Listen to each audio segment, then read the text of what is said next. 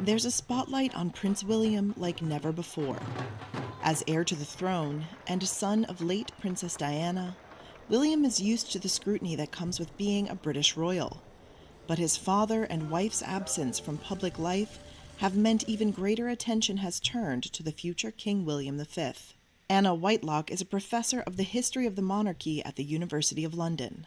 He knows he has to be ready to be king, and I think that's the very scary moment that William would have been all too aware of, the moment of his grandmother's death. William's grandmother, the late Queen Elizabeth II, was the longest reigning monarch in British history. She died in September of 2022, a year after her husband Philip. It left the monarchy looking noticeably smaller, especially with the high-profile fallout with Prince Harry and his wife Meghan, and the scandal over Prince Andrew's friendship with sex offender Jeffrey Epstein. Now, the current absence of Charles and Kate as they battle cancer has brought that even more into focus. You know, and when that cancer diagnosis came, of course, I'm sure his first reaction was, as a son, concern for his father.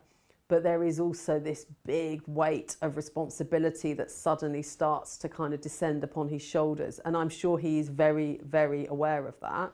So what would William be like as king? The prince has not been shy to speak his mind and criticize world leaders over the environment. In February, he voiced concern over the Israel-Hamas war and its death toll, an unusually direct intervention from a British royal. He's also won praise for championing causes like mental health. He wants to actually play a role and use his platform, and I think it's going to be really interesting over the next few years to see whether people are ready for that, or whether there is a kind of line which he ends up having to be very clear that he doesn't cross. And as for how one person can handle these stressors in the public eye, author and royal biographer Robert Hardman has a response.